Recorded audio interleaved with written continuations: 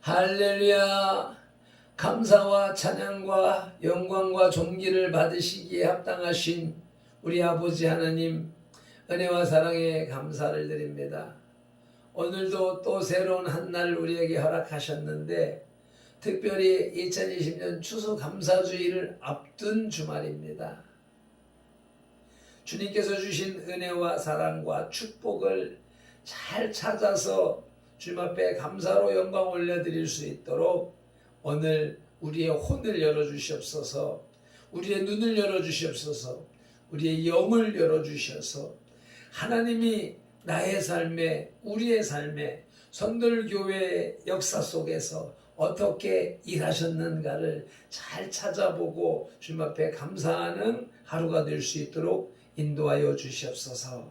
새벽제단 주님 앞에 올려드립니다. 성령 하나님 오셔서 주관하시고 성삼위 하나님 영광을 받으시옵소서. 예수님의 이름으로 기도드리옵나이다. 아멘. 사도신경 신앙 고백드리겠습니다. 전능하사 천지를 만드신 하나님 아버지를 내가 믿사오며 그 외아들 우리 주 예수 그리스도를 믿사오니 이는 성령으로 잉태하사 동정녀 마리아에게 나시고 본디오 빌라도에게 고난을 받으사 십자가에 못 박혀 죽으시고 장사한 지 사흘 만에 죽은 자 가운데서 다시 살아나시며 하늘에 오르사 전능하신 하나님 우편에 앉아 계시다가 저리로서 산자와 죽은 자를 심판하러 오시리라. 성령을 믿사오며 거룩한 공회와 성도가 서로 교통하는 것과 죄를 사하여 주시는 것과 몸이 다시 사는 것과 영원히 사는 것을 믿사옵나이다. 아멘. 오늘 우리가 받으실 말씀, 우리에게 주시는 말씀 사도행전 6장 5절로 7절 말씀입니다. 제가 가진 성경은 196쪽에 있습니다. 찾으시는데 시간이 걸릴 것 같으시면 잠깐 멈춤을 해놓으시고 찾으시기 바랍니다. 자, 이제 찾으신 줄로 알고 함께 합독하시겠습니다. 온 무리가 이 말을 기뻐하여 믿음과 성령이 충만한 사람 스데반과 또 빌립과 브로고로와 니가노르와 디몬과 바메나와 유대교에 입교했던 안디옥 사람 니골라를 택하여 사도들 앞에 세우니 사도들이 기도하고 그들에게 안수하니라. 하나님의 말씀이 점점 왕성하여 예루살렘에 있는 제자의 수가 더 심히 많아지고 허다한 제사장의 무리도 이 도에 복종하니라. 아멘. 찬송가 597장 찬송 올려드리겠습니다.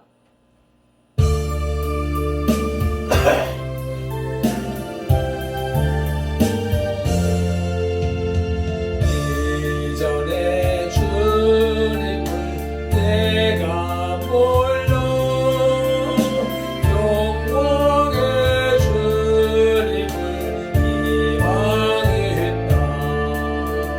지극한 그는 내게 넘쳐 넓은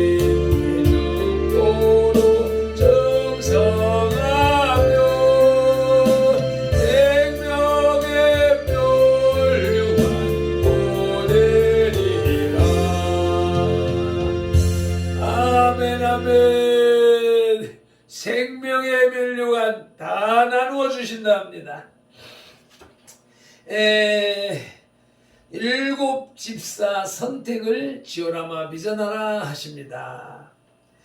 지도자는 정당한 불공정의 시정 요구를 권위에 대한 도전으로 여기면 안 됩니다. 그것은 불공정이라고 하는 잘못 위에 또 하나의 죄를 더 추가하는 양상이 되기 때문입니다. 이런 경우 무엇보다도 문제를 문제로 인정하는 것이 현명한 처사입니다. 사도행전 6장에 들어서면서 사도들은 1장에 구제에 대한 성도들의 불평을 2절에서 정당한 것으로 인정함으로써 3절, 4절에서 모든 문제를 원만하게 해결하고 있습니다. 그 결과 본문 7절에서 교회에 놀라운 부흥을 가져옵니다. 그러면 일곱 집사의 선택 과정과 그 결과를 함께 지오라마 비전하시겠습니다. 일곱 집사의 선택은 첫째로 적정한 선택이었습니다. 선택된 일곱 집사의 이름을 보면 모두 헬라인들의 이름입니다. 이를 두고 학자들 간에는 의견이 분분합니다. 헬라인의 이름이라 하여 헬라파 유대인, 즉 디아스포라들일 것이라고 말하는 학자들이 있는가 하면 당시 예루살렘에 거주하던 사람들 중에서도 헬라식 이름을 가진 사람이 많이 있었기 때문에 이들도 이스라엘에 살고 있는 헬라식 이름만 가진 사람들이라고 말하는 학자들도 있는 것입니다. 그러나 우리는 1절 말씀과 관련지어서 생각할 때에 전자가 더 타당하다는 판단을 내릴 수가 있습니다. 1절의 내용이 무엇입니까? 헬라파 유대인들이 과부들의 매일 구제에 빠짐으로 히브리파 사람들을 원망하니, 어제 말씀 나누었던 것처럼 헬라파라고 하는 사람들은 이스라엘을 떠나서 디아스포라로 살던 사람들이 돌아와서 그들이 예수님을 영접하고 기독인이 된 사람들인 것이고, 히브리파라고 하는 것은 유대에서 지속적으로 살고 있다가 예수님을 믿은 사람들, 이렇게 특별한 차이가 있다고 그랬습니다. 그래서 1절에서 문제를 이야기하는 사람들은 헬라파 유대인들이었습니다. 헬라파 유대인들이 구제에서 모두 빠졌고 사도들 역시 모두 유대 거주자들이었던 고로 팔이 안으로 굽는 것과 같은 문제가 발생했던 것이죠. 그렇기 때문에 새롭게 세우는 집사들을 피해 당사자인 헬라파 유대인 중에서 선택했다고 보는 것입니다. 이와 같이 문제를 해결할 때에 사도들은 실제적이고 구체적인 방법으로 풀어나갔던 것입니다. 거기에는 기득권을 내려놓고 말과 구호로 끝나는 운동이 아니라 실제적인 희생이 따랐던 것입니다. 야고보서 2장 15절 16절 말씀에서 만일 형제나 자매가 헐벗고 일용할 양식이 없는데 너희 중에 누구든지 그에게 이르되 평안히 가라, 더웁게 가라, 더웁게 하라, 배부르게 하라 하며 그 몸에 쓸 것을 주지 아니하면 무슨 유익이 있으리요 말씀하십니다. 그러니까 현실적으로 문제 해결을 해주고 필요한 것을 공급해주는 그러한 구제가 온전한 구제라고 말씀을 하고 있는 것이지요. 자기가 가진 것을 다 거머쥐고서는 온전한 문제 해결을 기대할 수가 없는 법입니다. 이렇게 일곱 집사 선택은 첫째로 적정한 선택이었습니다. 두 번째로는 민주적 선택이었습니다. 5절을 보니까 온 무리가 이 말을 기뻐하여, 그래서 그 사도들의 말대로 일곱 집사를 택했습니다. 이와 같이 적정한 문제 해결이 있을 수 있었던 배경을 보면 그 방법이 민주적이었습니다. 집사의 선출권을 불평을 토로한 무리들, 즉 문제를 제기한 사람들에게 주어서 그들의 의사가 100% 반영된 7인의 집사를 뽑은 것입니다. 하나님의 말씀과 상치가 되지 않는 한 교회의 문제 해결 방법은 바로 이러해야 한다는 것입니다. 단 전제 조건이 있습니다. 말씀에 위배되지 않는 범위 안에서 말입니다. 말씀이 없는, 진리가 없는 상황에서 피해 당사자들에게 고난을 이양한 결과를 오늘날 대한민국은 경험하고 있습니다. 아니, 한국 교회는 경험하고 있습니다.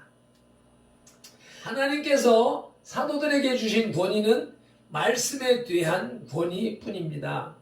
결코 성도들의 주권을 공공연히 침해하고 짓밟을 권위를 하나님께서는 주신 일이 결코 없습니다. 따라서 선량한 한 개인의 권리는 교회 안에서도 마땅히 보호되어야 하며 의무 또한 성실히 이행되어야 합니다. 일곱 집사 선택은 둘째로 민주적 선택이었습니다. 세 번째는 사도들의 권위가 조금도 손상당하지 않았습니다.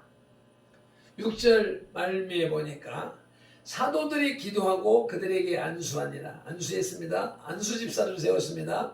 7절 말기에 보니까 제사장의 무리도 이 도에 복종하니라.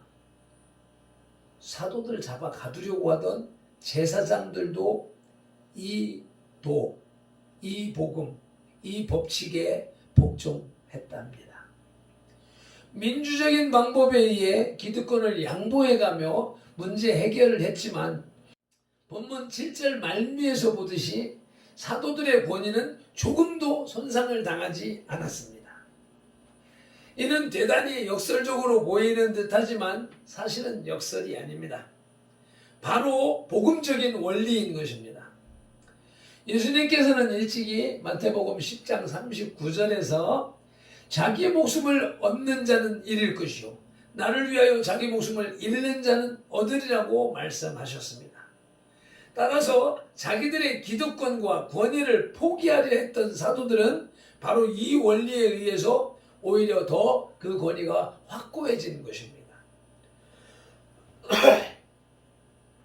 우리는 이순신 장군의 필사즉생, 필생즉사라고 하는 말을 잘 알고 있습니다. 살고자 하면 죽을 것이고 죽고자 하면 산다는 유명한 말이죠.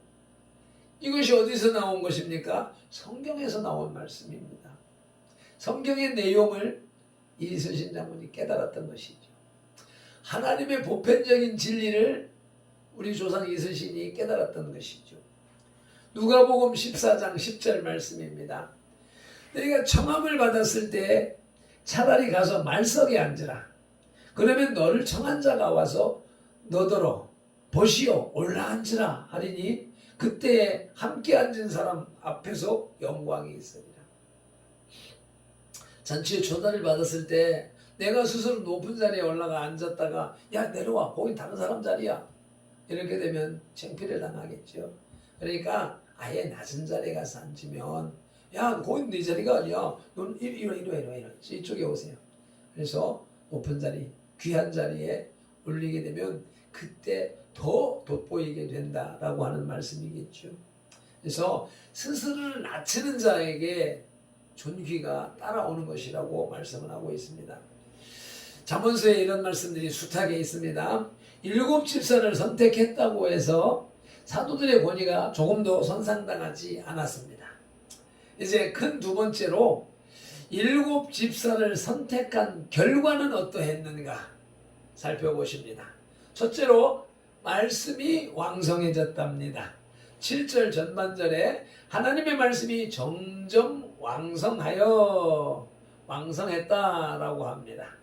7 집사들이 구제하는 일을 떠맡아 주자 사도들은 가벼운 마음으로 오직 말씀 연구하는 일과 가르치는 일에 전념하게 되었습니다. 그 결과 초대교회는 하나님의 말씀을 존중하고 어려워할 줄 아는 교회, 말씀 중심의 교회가 되었습니다. 그런데 성경에서 말씀은 곧 하나님이시라고 증언하고 계시죠. 요한복음 1장 1절에서. 또 요한복음 1장 14절에서는 예수 그리스도이십니다. 말씀이 곧 예수 그리스도이십니다. 따라서 말씀 중심의 교회요, 말씀이 살아 역사하는 교회란 곧 예수 그리스도께서 지배하는 교회를 의미하는 것입니다. 성경 말씀이 지배하는 교회, 성경 말씀이 살아 역사하는 교회, 성경 말씀대로 생활하는 교회라고 하는 것이죠. 그러므로 새벽 설교를, 새벽 강단을 헤세드 레마 새벽 강단이라고 이름하는 것입니다. 발핀들이 어설프게 말을 더듬으며 혀 짧은 소리로 성경 말씀을 읽어드리고 설명해드리고 할 때에 그 말씀을 여러분들이 하나님이 내게 하시는 말씀이야 라고 받으시면 그 말씀이 레마의 말씀이 되는 것이고, 그 레마의 말씀이 살아서 역사하는 것이고, 그러면 그 결과가 여러분들의 삶에 나타나게 되는 것이지요. 이것이 말씀이 살아 역사하는 교회인 것입니다. 설교자가 능력이 많아서 아무리 능력 있는 말씀을 선포하고 강력한 메시지를 선포하고 큰 소리로 선포해도 여러분들이 받지 않으시면 그 말씀은 그냥 로고스로 그냥 존재하는 것입니다. 우리는 로고스 말씀이 레마로 역사할 때 그것이 살아있는 말씀이 되는 것이고요. 그런 삶이 진행되어져 가는 교회를 살아있는 교회, 말씀이 살아 역사하는 교회라고 하는 것입니다. 우리 선돌교회가 그런 교회가 되기를 간절히 소망합니다. 아멘. 저 혼자 하는 것이 아닙니다. 저와 여러분들이 함께 노력해서 만들어 가시는 것입니다. 이와 같이 사도들 같이 자기 본연의 임무에 충실하고 조금씩 양보하고 화합하는 그곳에 주님은 임재하시며 영광을 받으십니다. 7 집사를 바르게 선택한 결과는 첫째로 말씀이 왕성해졌습니다. 7 집사를 선택한 그 결과 두 번째는 교회의 부흥이 일어났습니다. 7절 중반절에 보니까 예루살렘에 있는 제자의 수가 더 힘이 많아지고 초대교회에서 교회 내분을 슬기롭게 극복하고 사도들은 복음 전하는 자기 본연의 임무에 충실했을 때에 하나님께서는 영광을 받으셨을 뿐만 아니라 놀라운 교회의 부흥이 일어났습니다. 우리가 원리와 원칙에 입각해서 하나님과 사람 앞에서 정직하고 성실하게 일한다면 교회 부흥은 하나님께서 맡아주시는 것입니다. 교회는 사람이 세우는 것이 아닙니다. 어떤 한 사람이 큰 돈을 투척해서 어떤 사람의 큰 은사와 능력으로 세워지는 것이 아닙니다. 성령 충만하여 지혜로운 칭찬받는 집사들이 합력하여 선을 이루어가면 교회는 부흥하는 것입니다. 아멘이시지요? 저와 여러분들이 합력할 때에 하나님께서 선돌교회를 부흥시켜 주실 줄로 믿습니다. 자, 초대교회 7 집사를 선택한 그 결과 마지막 세 번째는 다수의 제사장들이 개종을 했습니다. 7절 말미입니다. 허다한 제사장의 무리도 이 도에 복종하니라. 제사장은 유대 종교와 사회 기득권의 대표자라 할 수 있습니다. 그런데 그들이 기독교로 개종하였다는 것은 율법과 제사 중심의 유대교가 폐하여졌음을 객관적으로 입증됐다고 할 수 있는 것입니다. 이러한 엄청난 결과를 가져온 것은 한마디로 사도들의 말씀 연구에 전념한 결과입니다. 사도들은 성경을 연구함으로 구약의 율법과 제사 제도가 예수 그리스도에 의해서 완성되었음을 밝혀낸 것입니다. 사도 바울은 로마서 3장 21절에서 이제는 율법 외에 하나님의 한 의가 나타났으니 율법과 선지자들에게 증거를 받은 것이다. 한 의. 예수 그리스도일 수 있습니다. 예수님께서 전한 도일 수가 있습니다. 기독교를 말하기도 합니다. 이제 이것은 율법 외에 새로운 종교가 태어날 것인데 그것은 율법과 선지자들에게 증거를 받은 것이다. 구약 성경에서 계시한 내용대로 이루어졌다라고 하는 것이죠. 갈라디아 3장 24절에서 이같이 율법이 우리를 그리스도에게로 인도하는 몽학 선생이 되어 우리로 하여금 믿음으로 말미암아 의롭다함을 얻게 하려 합니다. 율법은 몽학 선생이다. 예수 그리스도께로 이끌어가는 이러한 사도들이 말씀 연구한 결과가 이렇게 진리를 찾아서 선포하게 되는 것이죠. 히브리서 10장 12절에서 오직 그리스도는 죄를 위하여 한 영원한 제사를 드리시고 하나님 우편에 앉으셨다고 기록하고 있습니다. 이렇게 사도들에게 말씀이 열리고 열린 말씀이 제사장들에게 설득력 있게 받아들여졌던 것입니다. 그렇게 해서 제사장들이 돌아오는 역사가 일어났습니다.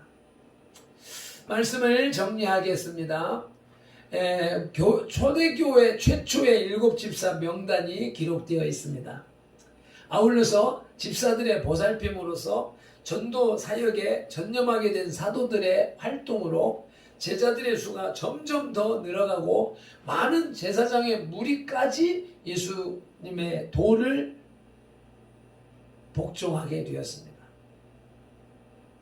오늘날 한국교회가 집사를 안수자와 비안수자로 구분하는 것은 잘못된 것 같습니다. 이는 비안수자에게는 자신의 직분을 소홀히 여기는 구실을 주게 되고 안수자에게는 우월감을 주기 때문이지요.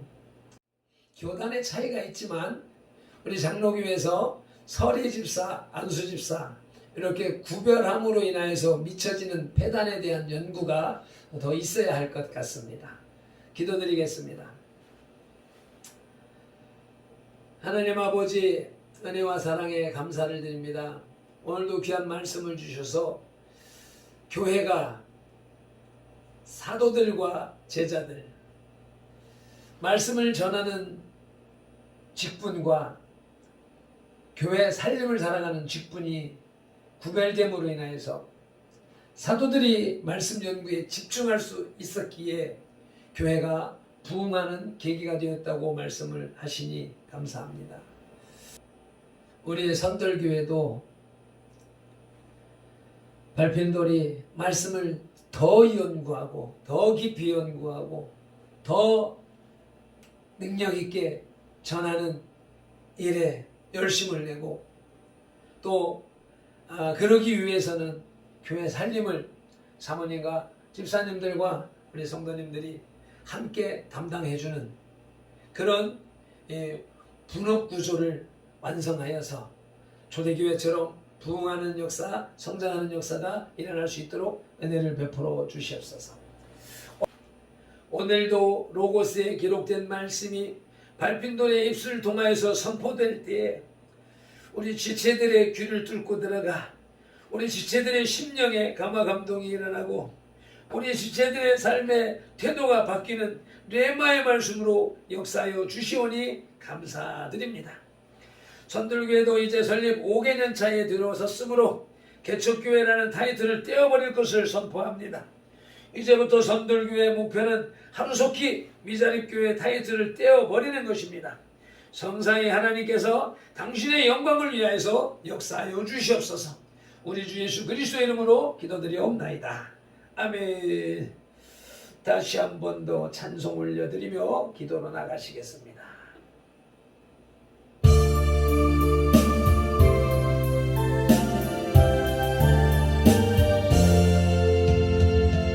이전에 주님은 내가 몰라 영광의 주님을 비방했다.